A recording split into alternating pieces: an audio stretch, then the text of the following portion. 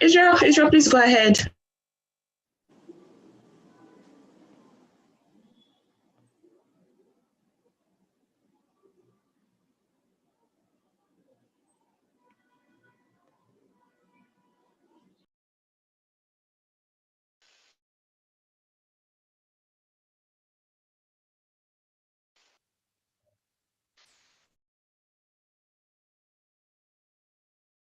Okay, hey Isaac. What's up?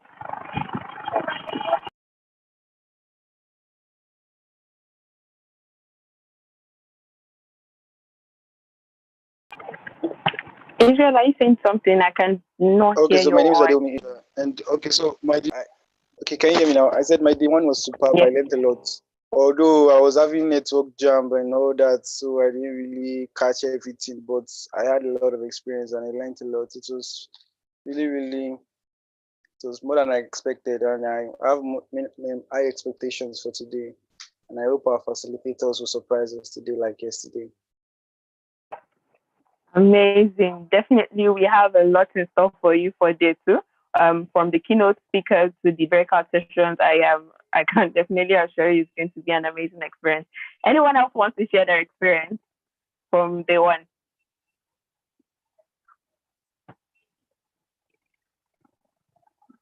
Anybody? Let's see.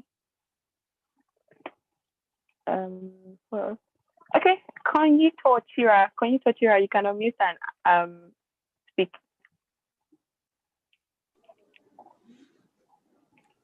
Okay. Hi. Can you? Okay. Can you hear me? I can. Okay.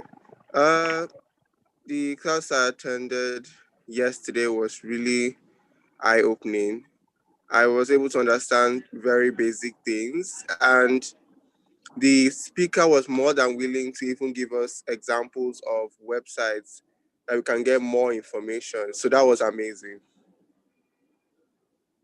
That's great. Amazing. Thank you so much for sharing your experience, Kainto. Definitely moving forward for today's session, it actually is going to be more than we expected again, like I already said.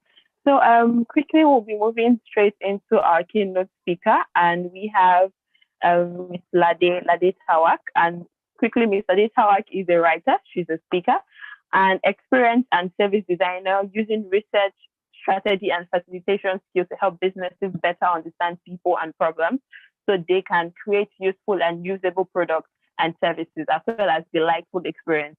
She's passionate about developing people and community, and she's also a career coach. Helping people figure out and achieve their career and life goals through action-based coaching is what she's passionate about. Without further ado, please join me. Well, you could just put an emoticon in the chat box in welcoming Miss Lade Tawak. Miss Lade Tawak.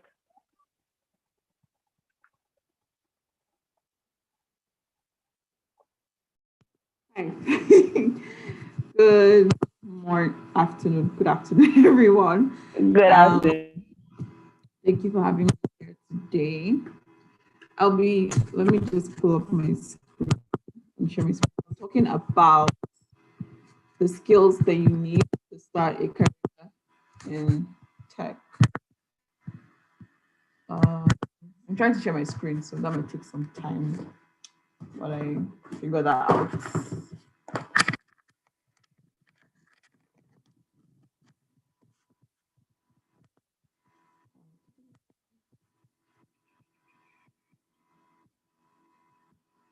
Okay.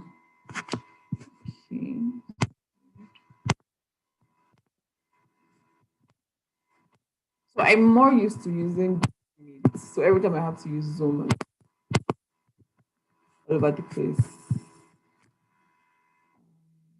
I think I have.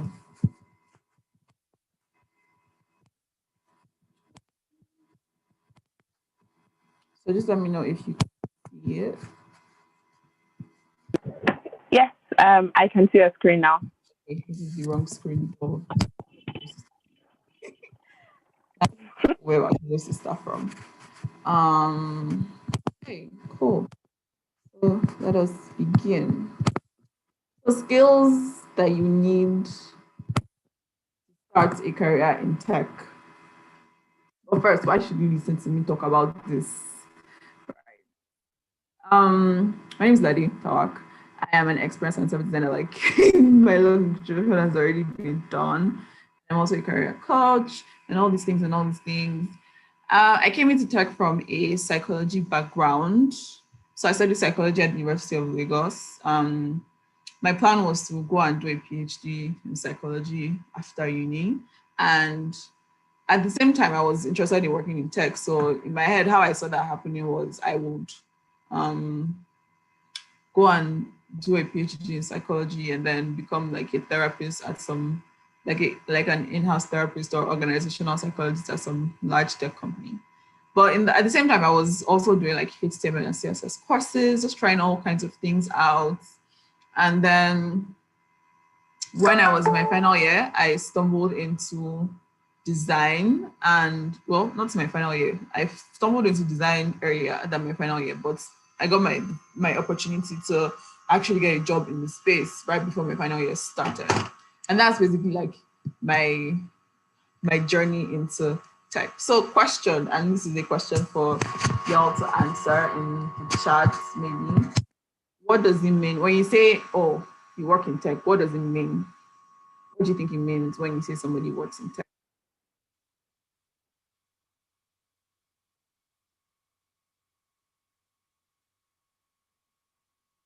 I need answers. I can't. Anyone can just unmute. Sorry. I'm allowing all participants to unmute.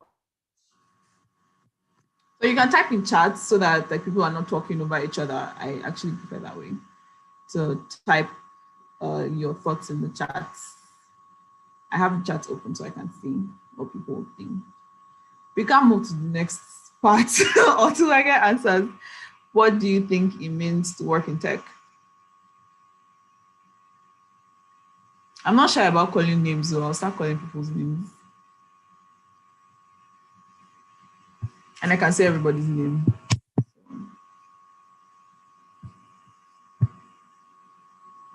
Anybody can type in the chat what they think it means to work in tech. Okay, since nobody wants to volunteer, I'm going to start calling people's names. I say Jeffrey. Jeffrey, what do you think it means to work in tech? We literally are not going to move past these points until I get an answer. So it'd be very great if somebody answered.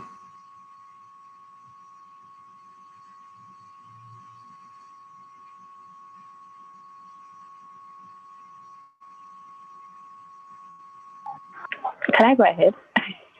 Sure.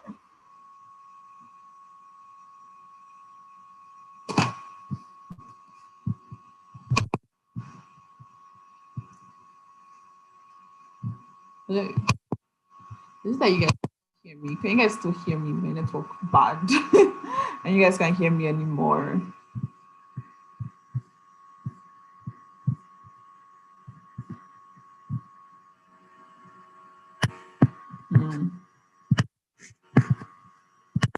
This is how I'm just going to sit in awkward silence until whenever. Because I need answers. I need to hear what you guys think. So I know how to proceed. Go ahead and speak. Your hands are up. Yeah, Israel, you can go ahead and. Okay, so thanks. So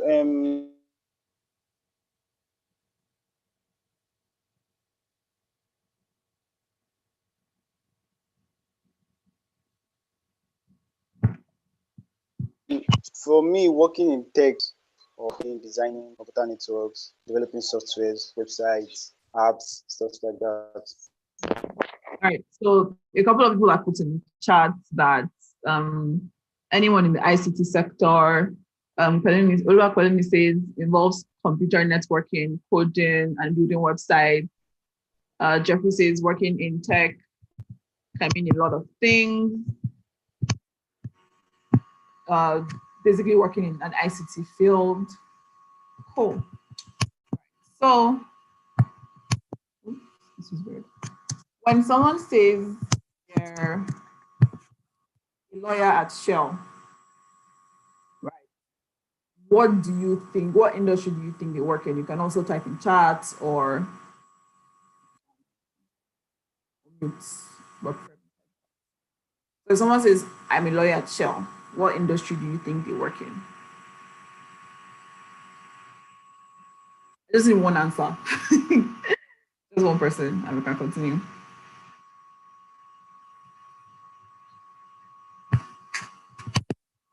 Can you guys see my screen, by the way? I don't know if you can see my screen.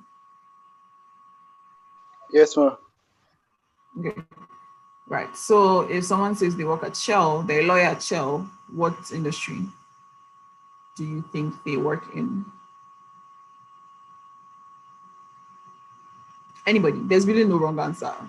Just what do you think? Don't be shy. So if I introduce myself to you and say I'm a lawyer at Shell, what industry do you think I work in? Oil and gas. Okay, Andrew says oil and gas. Right. So we can continue. Oil and gas. Energy. Yeah, someone says energy. That's also correct. So a lawyer at Shell is in the oil and gas industry, but they're still a lawyer, right? So they are still like legal or whatever you want to call it industry. If someone says they are a HR partner at GT Bank, what industry do you think they work in? What industry would you say they work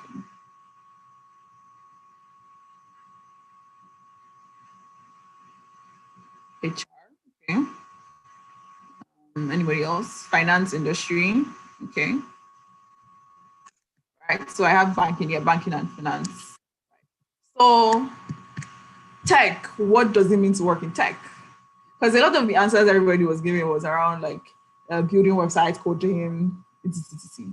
When we think about all these other industries, we don't think of just like petroleum engineers as people who work in oil and gas. We don't think of just financial analysts as people who work in the finance industry. So why is it that when we think of tech, this is all we think about: software tester, cybersecurity, software developer, technical writer, engineering. And some people just think about some of these other things as part of tech. But these are some of the career paths within tech that require some knowledge of coding.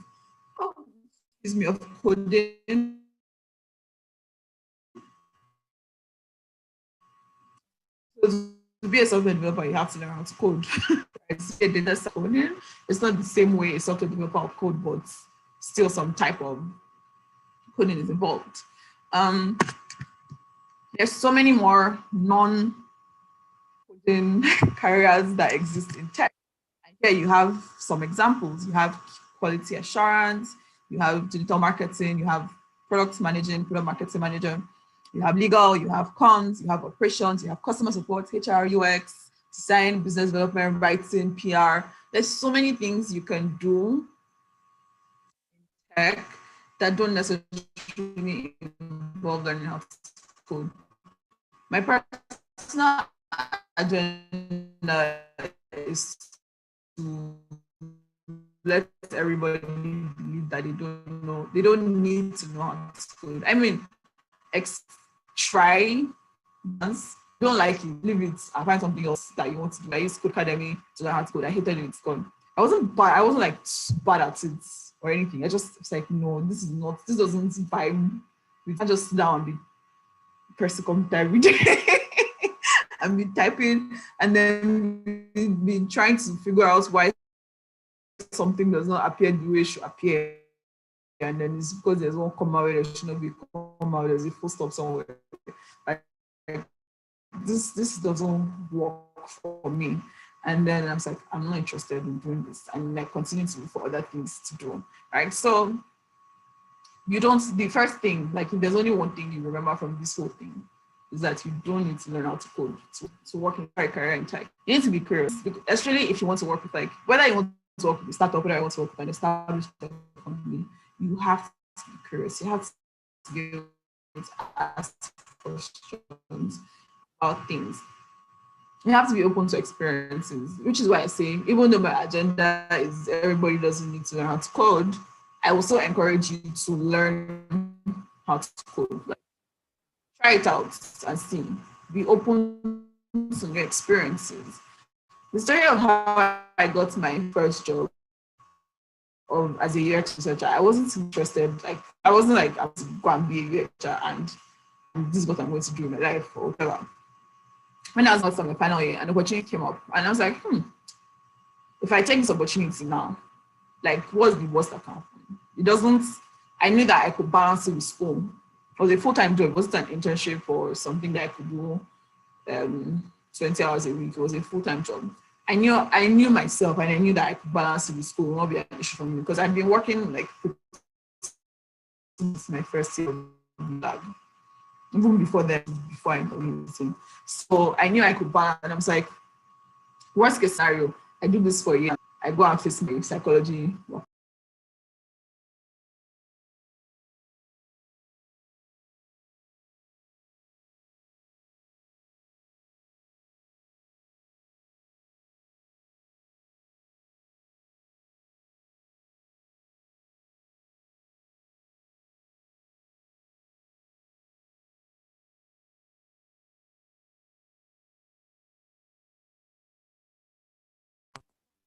It's my screen again. Something happened.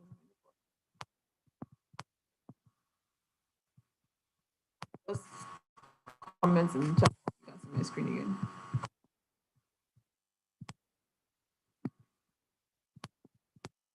Okay, so I'm just going to add my screen. And you can hear me. So I decided that I was just going to take that chance and explore that opportunity. And which leads to my next point of loosely held career plans. Don't have a career plan. It's very weird. I say this all the time, and I'm a career coach, and so it's weird when I say it, that you don't need a career plan. Career plans are a waste of time. Which doesn't mean you shouldn't create one. Like, I have a career plan. The idea is to shock you into thinking, like, why did I say that you don't need a career plan? It's because when you have a career plan and you hold on to it so tightly that you lose out on new areas that you could pursue. So imagine if I had stuck tightly to my plan of, nope, I must just focus on this, going to do a direct PhD thing and do psychology, and that's that. And didn't take that opportunity to work with so many people and companies that I had worked with. There is an unlived path that I did not follow. I don't know what my life would look like if I had followed that psychology path and gone straight to do my PhD after. But I know that it will not look like this. And this life is that I'm living right now because I followed that path. It's not a bad one, to be honest. I've gotten to work with Google, which was my dream company. That was like the epicenter of my, the peak of my career plan was work with Google or work at Google in some way. And I've done that already because I followed this path.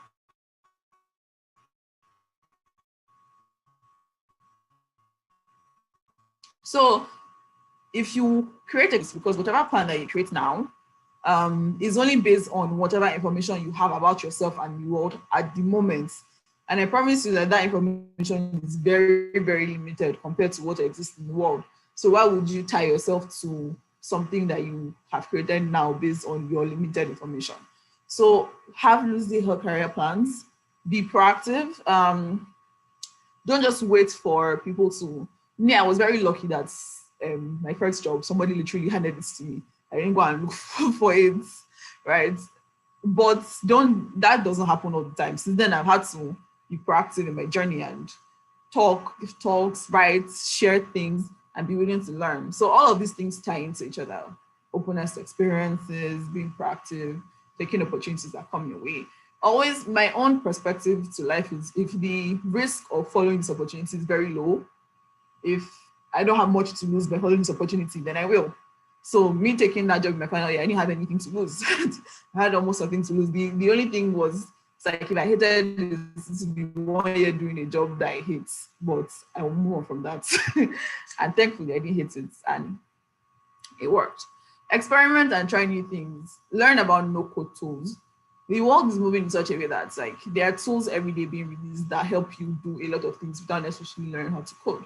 So, for example, my website is in a tool called Notion. I didn't need to go and start figuring out WordPress or pay somebody to design a WordPress site for me, or like, there are a lot of things that technology makes our lives easier generally, right? People are coding things so that you don't have to learn how to code.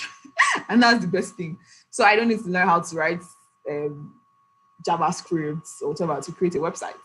I need to learn how to figure out how WordPress and website hosting works to create a website. My website works. It works fine. It's very easy to manage, very easy to edit. I mean, there are some things that I don't have access to because I'm choosing to create it in Notion, and I have a whole other article about that if you're interested.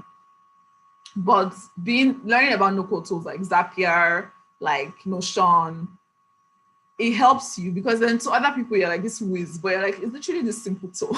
Recently, I had to create people in the group I was in wanted to create like a database of everybody in the group. And initially they were going to like message everybody one by one, copy out the information and paste it in something. And I was like, wait, we can just use Airtable to do this. Create a form in Airtable, and Airtable will populate and create directory for you.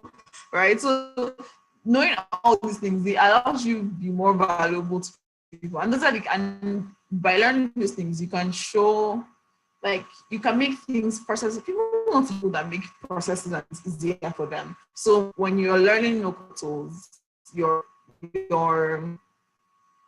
showing value. It's like easier to do something. It's like a simpler way to go about doing this thing. But like I help people figure out how to create their website in Notion. It's the simplest process, but I think that's my best discovery of the last year, this year, Notion. Learning and change and seeking and taking your opportunities and all these things. Right. That's what you do is identify your skills. What are the things that you like doing? What are the things that come easy to you? What are the things that you know? I actually started working in tech as a writer because I was working at a digital marketing company that was mostly tech companies. That was my entry into. Have to. It's great to Excel. Like right now, I have I finished now in 20 on data analysis. I can now do Excel, SQL, and a little bit of code. Very, very beginner Python. Right? So it's good to expand this, but you have to know what you can do. And if don't be that, my first technology, I want to be let's say, for example, it's like I want to be a product designer. And then this things, some people will say you should, some people will say you should. Really, it's up to you. But I personally, I want to be a product designer. And what I find at me is a customer support rep. We'll take it because as a startup, because they always need people to do. So if you start out customer support, then start working with the team and working with you.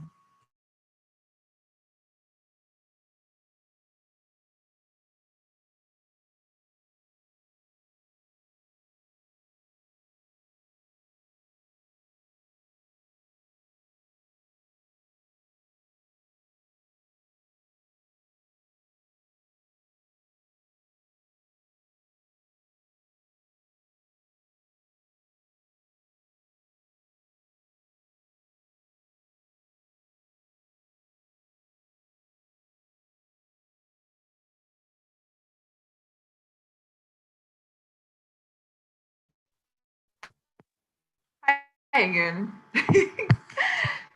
So, I got disconnected.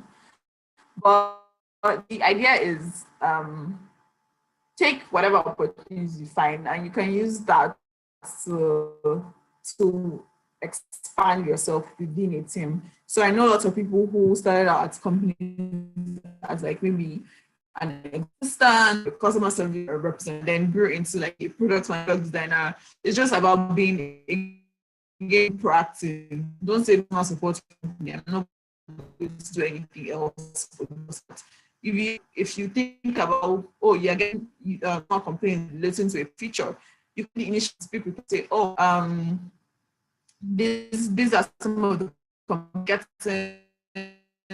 I would like to work with you guys to solve those problems and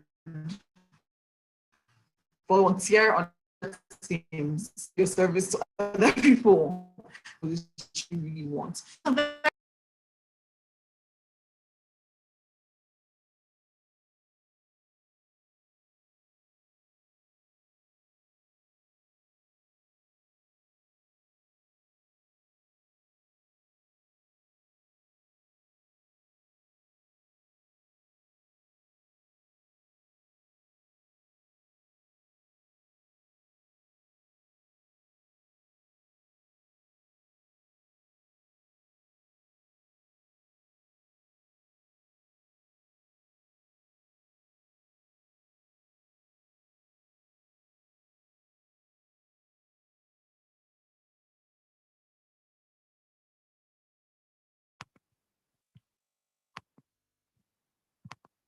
So can you guys hear me at all? I just know that I don't know what's going on with my network today. We But stopped hearing you for a minute.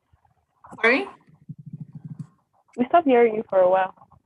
Okay, so can somebody like just tell me when they heard me stop so I can go back?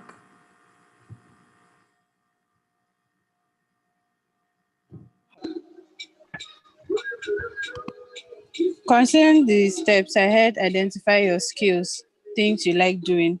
That was basically what I heard. Okay, all right. So I'll just start from there and I'll try to summarize most of it. Is when you identify your skills, you can then you know what services you have to offer to companies. So I, for example, I started out as a writer. I wrote for a digital marketing company that worked with tech companies, and that was basically how I started working in tech with tech companies. And after some time, I found another opportunity and I followed that. So don't say that, oh, I want to be a product designer and that's what I'm going to do. And if I find other opportunities, I'm going to turn all of them down. I mean, you could do that. There are people that do that where it's like, this is the role I want and I'm not going to do anything else but that. But there's also another way, which is take the opportunities that you find. As long as, again, consider the risk of taking this opportunity. Is it low? What is the worst thing that can happen if I take this new opportunity? And then make your decision from there. Because I know people who started out as maybe an executive assistant or as a customer support rep at a tech company, and they become like product managers, product designers, operations leads, stuff like that. So you don't. My general take is to not limit yourself to what you think is the best thing for you to do. Because I, for example, like I shared earlier, my plan was to go and do a PhD in psychology. But I still want to do a PhD, but now I'm no more going to do it in psychology. I'm going to do it in human computer interaction because I discovered this new path that I enjoyed. It's easier to work with. Well, it depends. So for large companies, for large tech companies, they might have more opportunities. But for smaller tech companies, they have a higher need and they're willing to take. Do you have the passion? Do you have the skills? Are you ready to work? Then they'll be willing to take you on. So find out what companies are hiring. Use your network, right? Tell your friends. Tell all your friends, I'm looking for work. Tell everybody that you know that you're looking for work, that you want to work with X company or you want to work in X role. And you don't know who connected to what. There was a time where I wanted to work on academic research and I posted it on my LinkedIn. And because of that post, like I got a couple of interviews with people who were looking for academic research assistants, just because I put it out on my LinkedIn that I want to work on academic research. And for various reasons, I didn't follow through with any of those ones, but just an example of how you can find opportunities. So fill the gaps as you're right now you're in a customer support role, but you want to move to a product designer role, product manager role. Fill the gaps. Like what do you need to learn? What courses do you need to take? What things do you need to do to be able to move to that point? And learn about the industry, learn the technical terms, because if you want to communicate with a developer, for example, you want to communicate in a way that they can understand. So learn the technical terms, learn about the industry, stay updated with industry news, follow the blogs, follow the people, and so on. And then make connections. You can make connections through writing. That's one of the ways I have made my connections. Writing, speaking, people then reach out to you and say, oh, I read this article, I saw this talk that you gave, and then that's how you make quality connections. It's not about going to a conference and talking to 200 people. That's not how connections work. It's better for you to talk to only one person at an event and make a deep connection with that person, as opposed to talking to 20 people and nobody remembers you afterwards. And then self-promote. People don't like to promote, but one is very, very important. You have to be visible. If nobody knows what you do or what you can do or what you're interested in doing, they can recommend you for jobs. They can link you up with people who are hiring. And so it's important to always share, self-promote, talk. Yeah. That is the summary of how you can get a tech job or start your career in tech. I don't know if there's time for questions.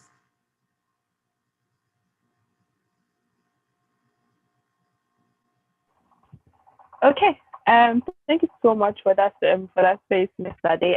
It was amazing, and I don't know if anyone has one or two questions, and if you're all clear, please indicate that, or you really do not have any questions.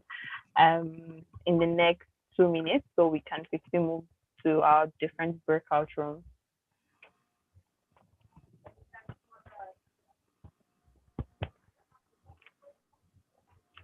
Anyone? Questions.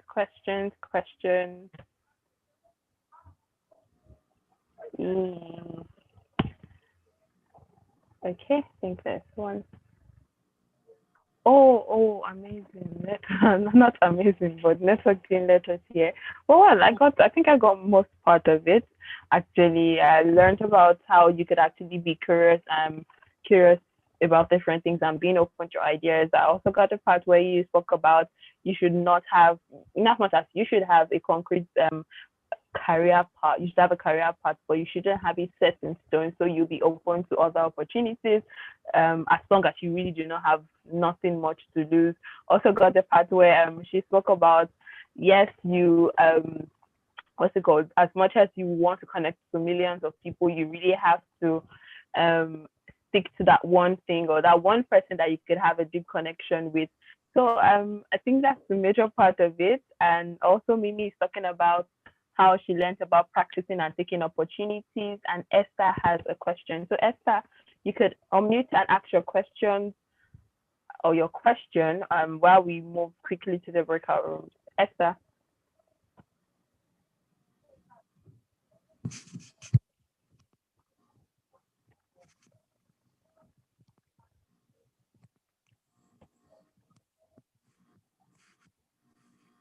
Esther, or are you typing? Okay. She's asking, how can she sustain her connections? Okay, can you hear me? Shall I? Yes, loud and clear. Okay.